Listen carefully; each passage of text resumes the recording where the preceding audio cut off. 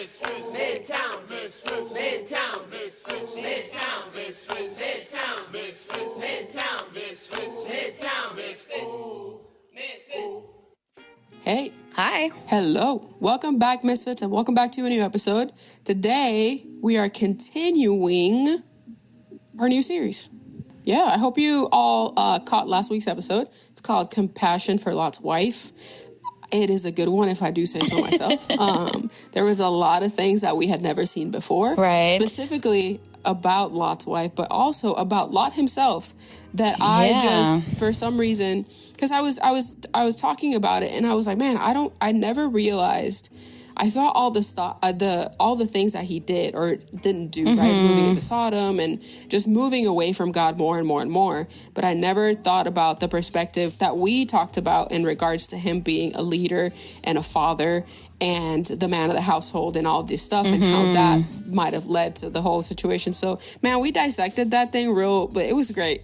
You should go listen to it if you haven't already. Yeah, definitely a lot of things that I had not really thought about until we started digging into it, and just how involved he really got into the whole, community and yeah, just what he represented there. So it's a good one. Yeah, so go listen to that episode.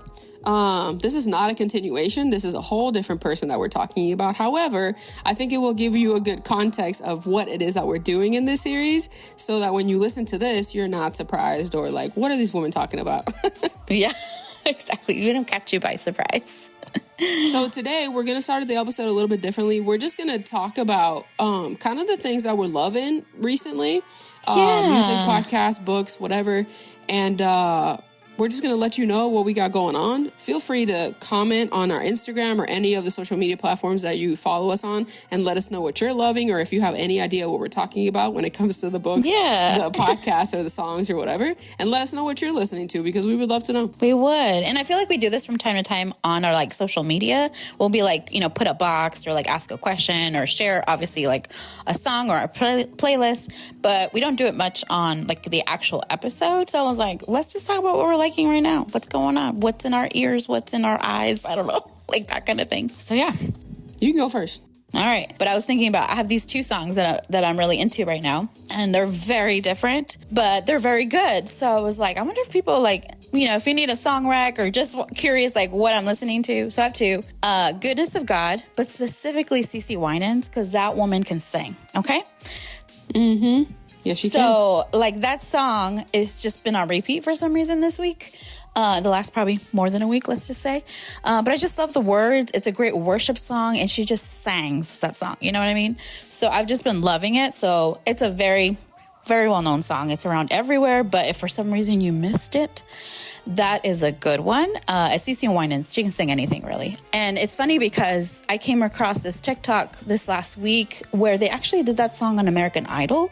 So if anybody watches American Idol, I haven't watched it in forever, since season 2 or something. So, but anyway, I thought it was really neat. There's a guy on the show that, he's a Christian and he's on the show, but he did the song with CeCe Winans. And I just thought that's awesome that they did it on, a national channel and on a stage on such a well-known program, that viewed by so many people. And it's such a great song. So I was just floored that song had been kind of playing on repeat for me. And then it came on there. And another one was just kind of random. It's called Drippin' by Marcus Rogers. So if you like hip hop, very dancey, get you up in the morning, that's a good song.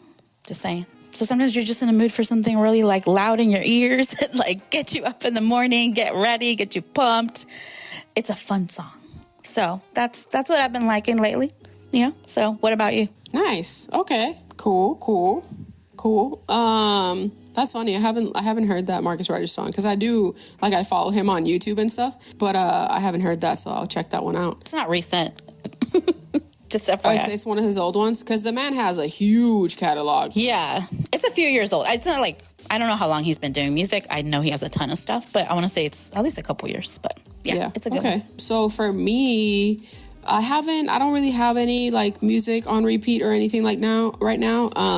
I think for me, what I'm really into right now is, and you probably know this guy, but his name is John Mark Comer, and he wrote The Ruthless Elimination of Hurry, which is a book I recommend to every person, known, stranger, like, I just recommend it to everyone. It's an amazing book.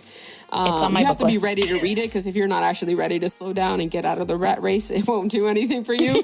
But it's an amazing book. And I've also been, I discovered recently, because I've been listening to a podcast or a book on one of my walks with my dog, because I walk her several times.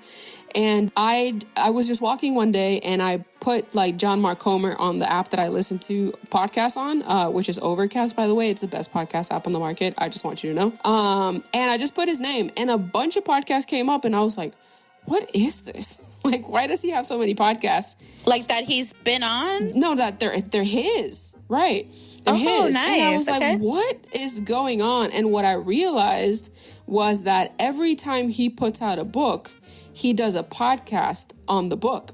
Oh, now that's cool. Yeah, he just does like a 1-season podcast where he fleshes out the book with other Christians, other leaders, and just has conversations about whatever the topic the book is about. I love that. That's what I really That's been really into, cool. because he is all about like digital minimalism and Sabbath and honoring your time with God and all this stuff. And I've just been trying to incorporate ways to use my phone less, be on social media less, and just be more present in my life. So he's helping me out with those things, and I've been deep diving into his podcast recently.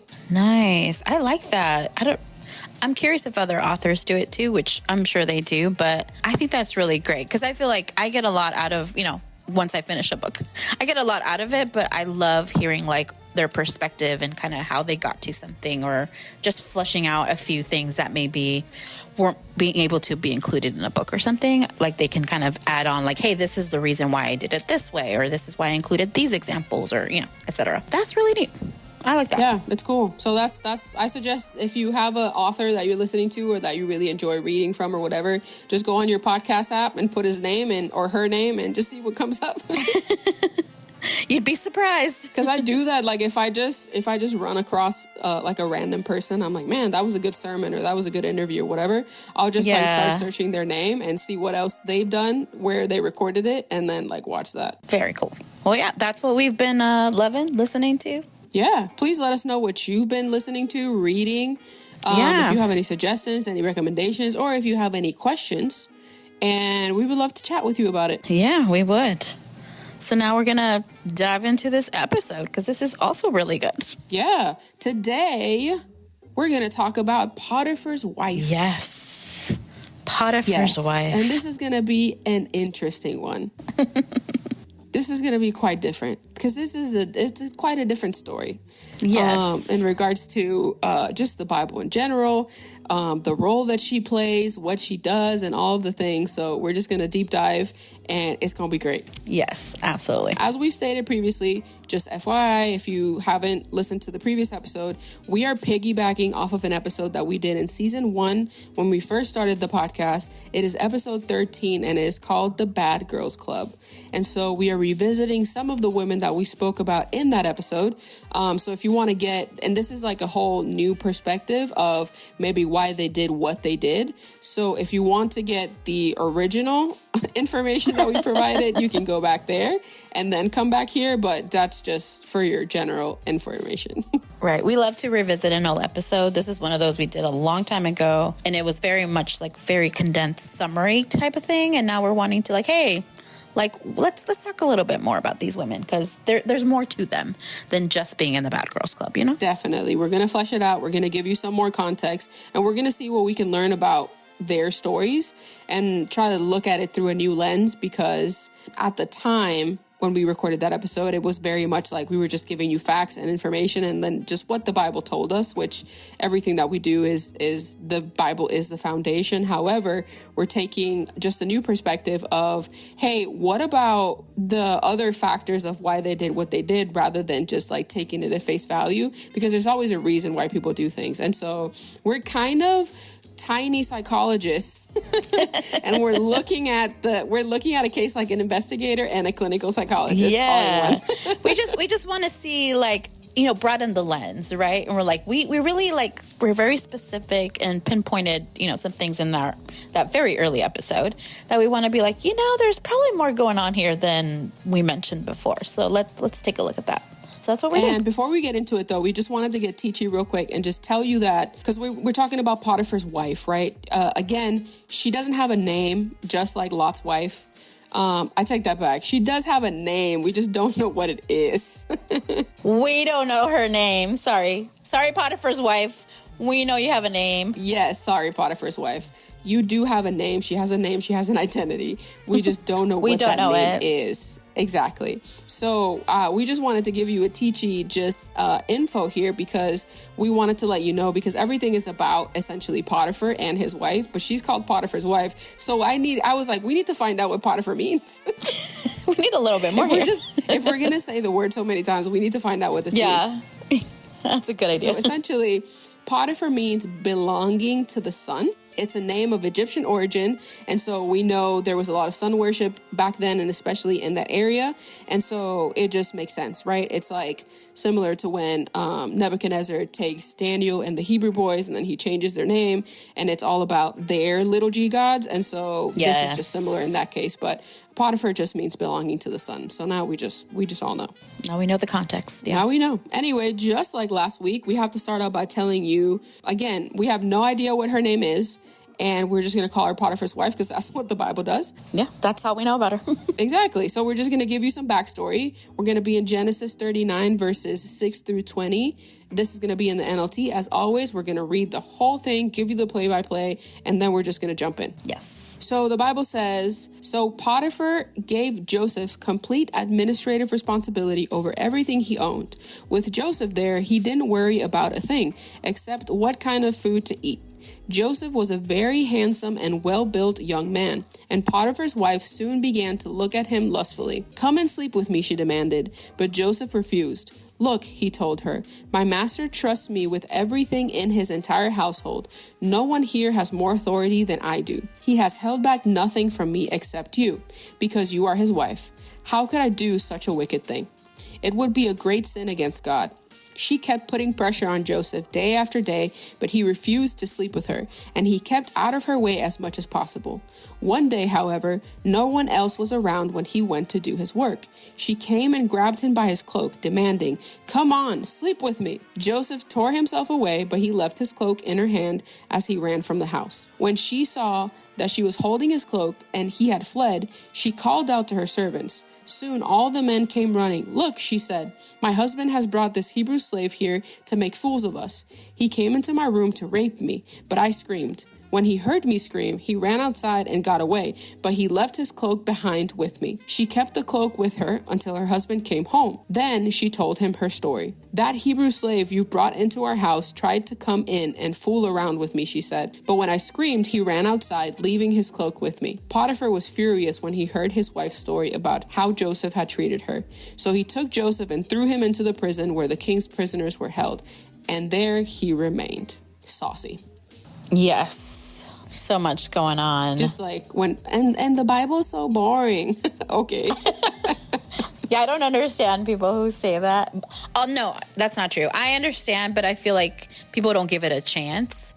And they get bogged down on like, especially if they're like King James on the thy and the thou. I'm like, ignore all that. Get to the stories because there's a lot here. They're just very interesting and you just learn so much from them. But anyway, yes, read your Bibles, people. So now we've heard what the Bible says about the story of Potiphar's wife. And we're just going to get into the teachiness. So we have to add that the Enduring Word Commentary, which is, by the way, is a free online commentary that everyone can access. Just type in Enduring Word and you'll get there. Great resource. It says that Potiphar was called a, quote, eunuch of Pharaoh, which is a surprise to me because I did not know this. Yeah, I didn't know that either. Yes, I was very excited because I was like, oh, we found something. Yeah. It was awesome. It was like stumbling on treasure. This gives us more context. I know, it was amazing. So for those who may not be familiar, a eunuch is a man who was castrated. And for more clarity, the Encyclopedia Britannica tells us, and this is a direct quote from the encyclopedia, it says, eunuch, castrated human male. From remote antiquity, eunuchs were employed in the Middle East and in China in two main functions, as guards and servants in harems, or other women's quarters and as chamberlains to the king. Eunuchs were considered the most suitable guards for the many wives or concubines a ruler might have in his palace, and the eunuch's confidential position in the harem of princes frequently enabled them to exercise an important influence over their royal masters and even to raise themselves to stations of great trust and power. Some rose to become bodyguards, confidential advisors, and even ministers, generals, and admirals. Most eunuchs underwent castration as a condition of their employment, though others were castrated as punishment or after they had been sold by poor parents. So this is what a eunuch is. Eunuchs are mentioned in the Bible, and obviously they're in several parts of history. You can look it up. Yes. And there is different ways. Obviously, castration can only happen to a man. There is like 3 different categories of being castrated. I'm not going to get real graphic, but essentially they can take everything off, or they can take like some parts off. Which are the parts that help the man, of course, have an erection and then have children. And so for some reason at this time, they thought that if they did this to men, it made them more trustworthy, because I guess you can't sleep with the women at that point, and you are just like, you know what, I can trust him with my 7 wives. You know what I mean? Like, I don't know. Yeah, I guess they weren't they weren't a threat, or like, I don't have to be fearful that you're going to do something if you're left alone with women or something. Yeah. So he was called a eunuch of Pharaoh. And now this gives you a little more context of, okay, this is what a eunuch is. And we're just going to keep going because it just gets better. Yeah. So this gives us now just a clearer picture. And we are going to continue with that. So we found that Potiphar may not have been a eunuch in like the literal sense, like Fran just said. So he may not have been castrated physically, but he was considered a castrated man. So maybe not physically, but that's how he was viewed. Meaning that he was seen as a man with no virility or power, as in like, I guess, male power. So I feel like the way it said he was a eunuch of Pharaoh made him sound like Pharaoh's puppet, or like Pharaoh can ask him to do whatever, or just, kind of use him in any way that he pleased. Like do his bidding. Yeah. Like go and do things that maybe Pharaoh didn't want to do, or, take care of business, like, hey, deal with that person over there, or go do this for me because I don't want to, that kind of thing. And so that's kind of how what it sounds like he was at his beck and call, maybe, that kind of thing. So we do see a description of Potiphar back in Genesis 37:36, where the Bible tells us, "Meanwhile, the Midianite traders arrived in Egypt, where they sold Joseph to Potiphar, an officer of Pharaoh, the king of Egypt. Potiphar was captain of the palace guard." So, here it tells us clearly like kind of what his position was and what he did. So the Hebrew word used in this verse described Potiphar as saris, which can mean eunuch. It can also mean impotent, castrate, or separately it can mean officer, chamberlain, manager, or mediator. So although he may not have been a eunuch physically, he was seen as one by others, and especially to Pharaoh in particular. And then on the other hand, he may very well have been a eunuch physically, and his wife, and maybe that's what caused his wife to go outside the marriage to fulfill her needs, right? So it could be taken either or both, right? But yeah, this is what the Bible tells us, and how he's viewed by the people around him, and how he's described in the Bible. So now, so far, it's not looking great for Potiphar's wife, right? Like, based on the story we just read, she still looks like she belongs in that bad girls club. She's still not looking great to us. Until we consider that this woman was probably neglected, right? She was probably needy, starved for attention and affection. It's very likely that the marriage to Potiphar was a marriage of convenience and not necessarily of love or mutual admiration. And so if you have that in the mix, this is kind of what we're left with, right? Yeah, like you put all of these elements together and it's like, I can see how this happened. Doesn't excuse it, but it's like, I feel like it makes way more sense now, whether he was a eunuch or not. We know that at that time, there were so many marriages that were of convenience, right? Like you're a popular, or not a popular, but a powerful man, second in command to the Pharaoh, all of this stuff. And we even see this in the future chapters where Joseph gets given a wife, right? So this happened all the time. People just get given wives. It was very much a custom, yeah. Yeah, like you need to be married, so here's a wife. You may not even know her or know anything about her. Who knows if you'll fall in love or not, but you need a wife because that's just how we do things around here. A respectable man needs a respectable wife. Here's a wife. Yeah. Yeah. And you can also look at it if, like what we said, like if he was Pharaoh's like right-hand man, or, you know, his the person that did, you know, things for him, we don't know how much time he spent or had to be there, had to be on call. Oh, that's true. So how much time did he really devote to his home and all that? You know, we don't know. But the higher ranking it is, and being an officer to Pharaoh, which is like a king, you can imagine a lot of Potiphar's time was spent, you know, doing things for the king. A lot of Potiphar's time was spent with Pharaoh, not his wife. Yeah, not his wife, but more with Pharaoh and doing all that, you know, his job above, you know, his family life. That's just, I feel like you can kind of compare it to maybe people now who are like owners of these huge companies and, you know, Wall Street, anything like that, where they have to spend 10, 12 hours at work, you know, and they barely make it home. So, you know, kind of that kind of thing. Yeah, if we, like you said, if we modernize the story, it makes a lot of sense. Yeah, the priorities are different. So, yeah, definitely. But yeah, like seeing her situation and seeing all that was, you know, all this going around, like I said, it doesn't look good. And I don't know about y'all, but, you know, as far as, you know, me and I'm sure you, before we knew Christ, before we were committed to, you know, following Christ, anytime, you know, we felt neglected, we felt needy, we needed attention, like it didn't necessarily go well, and we didn't make the best choices, you know? I'm here to say it. It did not end well. We've been there, you know, wanting to take things on, thinking, oh, I think this will make me happy, or this will fulfill whatever need that we're having. Obviously not ending well, and a lot of times bad. So in addition to that, the fact that she had a lot of power, again, she's Potiphar's wife. So Potiphar's a very important person in the realm of the kings and Pharaoh and all that stuff. So, you know, she could be like, do you know who my husband is? You know, that kind of thing. And she could very much, again, not, you know, surrounded by all this and living in a time where she didn't know God. That's not what she practiced on. Very much feeling like, oh, I have power and I can do whatever I want. I can get things done because so-and-so is my husband, or I have this position. You know, I'm his wife. I should be able to get whatever I want. So there's this element of like thinking that you can take advantage of certain situations because of the position that she was in. Yeah, or he gets what he wants, so I should get what I want. Yeah, because when we were, you know, researching for the episode, I found two things that I'm like, okay, this is plausible, but I don't know if this is true, right? So this is pure misfit speculation. Mm-hmm. One of them was that if he really was a eunuch, that she might have wanted to have children. Yes, very possible. And she was trying to seduce Joseph to have children.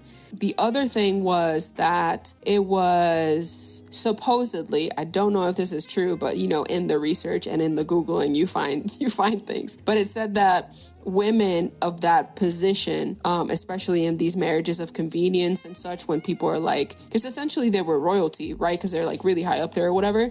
They weren't expected to be faithful to their husbands, yes, because their husbands weren't expected to be faithful to them. And so that's another possibility of like, yo, this is just what we do. There's a lot more liberties of things. Yeah, like if he can do it, I can do it, and this is just our culture. And then, of course, Joseph not being from that culture and honoring God, he's like, I don't know what y'all doing here, but I don't want no part of it, you know? Like, this is clashing with what I believe in. Yeah, I can definitely see that, where if either she felt neglected or it was just part of the culture where she felt like she could say that to a man here, you know, someone you could say beneath her position or whatever. Right. And be like, they should be accommodating to me because they work for me or they work for my husband. Yeah. Like, we own you. We bought you. Yeah. And I mean, we don't know this, but it could have worked for her in the past, you know? So like for her to see this man, and she says, you know, he started looking at him and, you know, the Bible does say he was, you know, like a good looking guy or whatever. Either way, even, you know, whatever it was, like she decided to look at him and want him and was like, I should be able to, because, you know, I'm up here and you work for me. So I should get a say in who I want or be able to do what I want. And in this case, it didn't work for her, you know? So again, we don't know if she did, but the way she kind of was persistent kind of lets me to believe either she had that mindset and was like okay with it, or maybe she had tried this before and was like, you know, it's just another guy and it's fine because this is what we do here. Like Joseph should have been honored or something because she wanted to be with him or whatever. Yeah, like, oh, thanks, you picked me. Yeah, it's crazy. And also, I just want to mention that if the Bible doesn't describe a lot of people. I know that him being handsome is important to the story because we need to know why she was so attracted to him. but also it's like, if the Bible says you're handsome, you're pretty handsome. Yeah. If someone needed to write that down. If someone felt the need to tell you that he was well-built and handsome, and it's like, well, I guess he must have been, because if I need to know that, he must have been. Yeah. Because there are other people in the Bible where they say other things that are not so nice, or maybe guys wouldn't appreciate, but the author was like, nah, I gotta write this down. But in this case, yes, it was like he was handsome, well built, and so the Bible needed to let us know. And I think just to get a better picture of like, okay, she wasn't just going after anybody, maybe like, hey, like this was a guy that other people also thought was handsome. So like, you can kind of maybe understand it a little bit more. Not that it was okay, but just that. It gives us context for sure. He stood out, maybe more than the other young men in the area. So you can kind of see it. But yeah, although we think the Bible is very clear about how she pursued and hounded Joseph, we can also see how her lifestyle or culture, also lack of belief, right? She didn't know the true God. And again, we don't know potentially how healthy her marriage was. That could have led her to make, these decisions. And in all honesty, she just sounds like a woman from the world who is misguided. She didn't have guidance. She didn't have people around her letting her know like, hey, this is not okay. And we know that there's just so many things in this world can like veer us in the wrong direction. That's why we need God's guidance. And she didn't have that, right? She didn't have God to guide her. She didn't have people around her. And even with her husband, like they didn't believe, in God like we believe. And even at that, he wasn't like someone who was home all the time because of his position. Like, again, we don't know that, but just based on the knowledge that we have of the culture and that type of job, he wasn't there to lead his home. So like, who was she going to take direction from?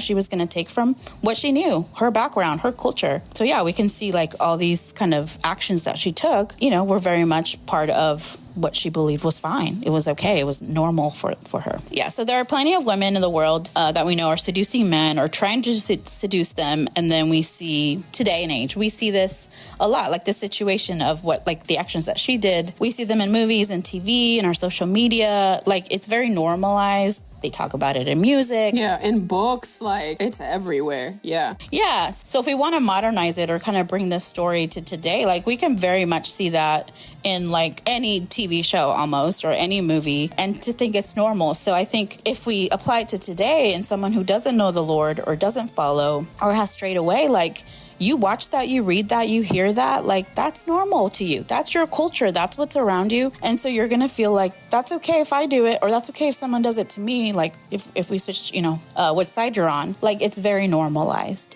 in society when it shouldn't be, right? But it's for lack of direction. It's for lack of faith and fear of God and all these things. And again, because of that, like we can understand it better. We can try to see it from their point of view, like why they would think like these actions are okay. It's because they're living in it. It's what's around it. Yeah, this really lines up with Lot's wife. Yeah.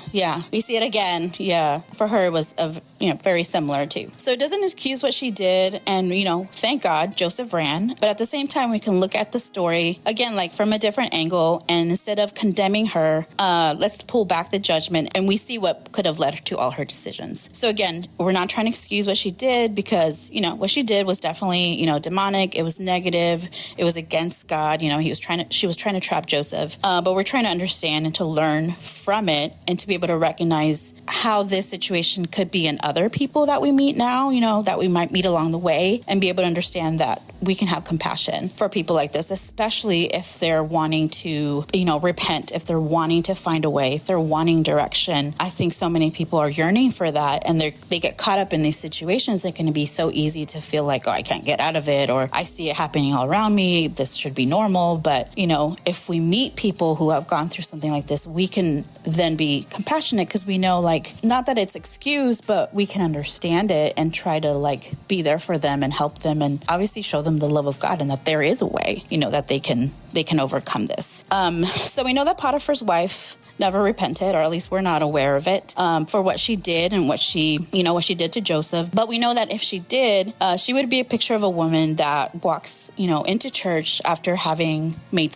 a terrible decision or several, and that we would embrace and have compassion for her. We need to learn from these stories as to what not to do when it comes to Potiphar's wife, and then what to do when it comes to Joseph. So we see kind of both sides, right? What we shouldn't do and what we should do from both of these people. But it also puts Potiphar's wife, putting her as in if she walks into a church or into our lives, into our community, into our past, like what we need to do to be prepared and know how to treat someone like her, just like Jesus would, right? To have compassion for someone like her. I know, and I'll just share kind of for me, I had not a similar situation, but a situation where I had also made some bad decisions and some things that happened that came to light. And I've shared about this on my testimony, but you know, for me, it happened like I was feeling very discouraged. I knew I had, done some terrible things. I had hurt my family. I had, hurt myself. I had especially, just not been obedient to God. I had, I was just not feeling well. And I really needed a community, a word, some comfort, someone to kind of see like I can see you and you need to be guided back to God kind of thing, right? Like you need to kind of see the error of your ways for someone to be compassionate towards me. And to me, it happened like something like that happened. I remember going back to church, I think within like a day or two, and just going in there, one, because I just felt like I needed to go to church, but two, just also like I didn't want anyone to talk about me. But besides all that, just walking in and navigating like those next few weeks, few months, even the next year or so, I just remember feeling like I wish someone would just come talk to me and ask me how I'm doing, because I really want to like work this out, but I feel so far from God, right? Like I felt so like I needed God, but also I was like in my feelings, I was trying to deal with everything, and I just felt like everyone's so far away.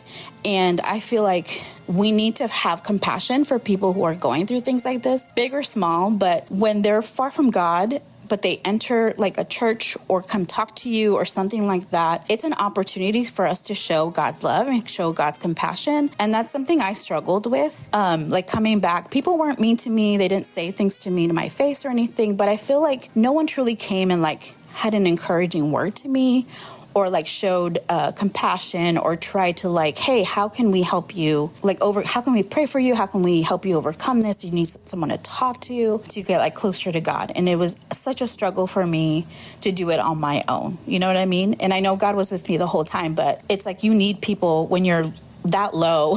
You really need people to come alongside you. And I honestly didn't have that. One, I didn't want to share a lot of what was going on, but even then I had a few people who did know.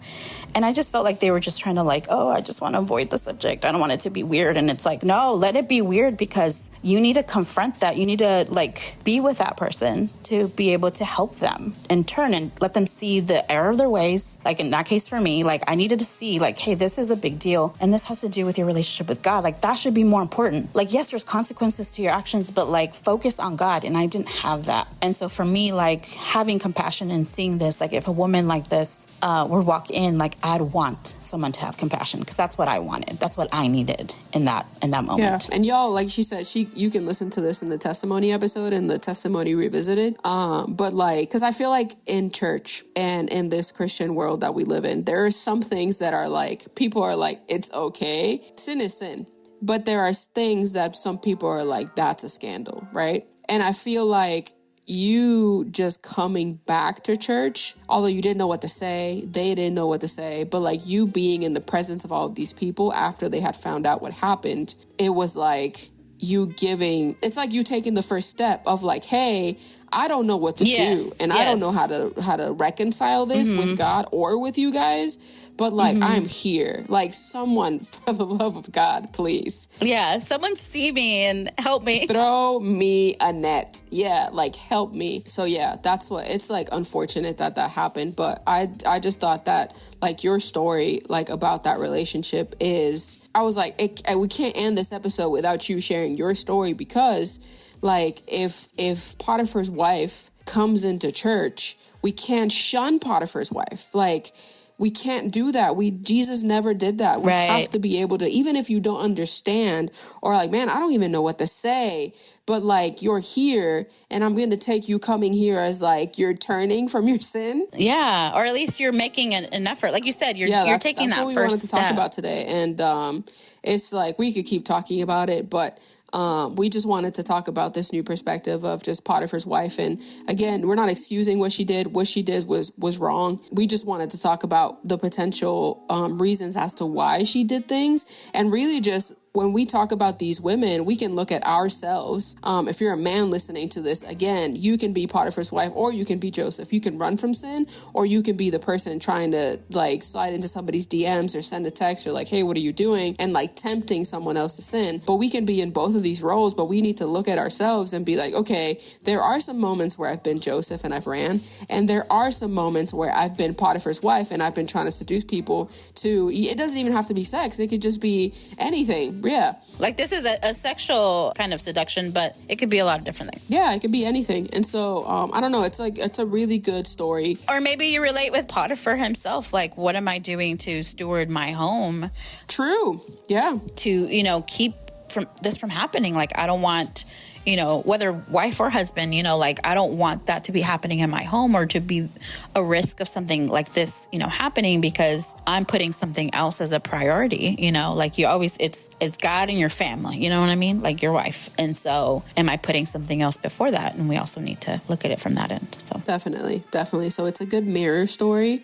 It's a good story to sit with. It's not very long. And you could just sit there and be like, am I Potiphar? Am I Potiphar's wife? Am I Joseph? Am I Pharaoh? Like, who am I in this story? And just like bring it to God and have a conversation with him about it. But yeah, we just wanted to talk about this. We hope that you enjoyed this episode. We hope that you learned something today. We hope that you could take time to reflect on what we said and so that we can just all come out of these episodes and not only understand the Bible better, have compassion for people in the Bible and people in the real world now that are in our lives, and also have compassion for yourself. And just be better people. Be better reflections of God. Yeah. So we hope that you enjoyed this episode. We hope that you learned something today. And as always, this is Fran. This is Yadi. We are the Midtown Misfits, and we will see you next week. Bye.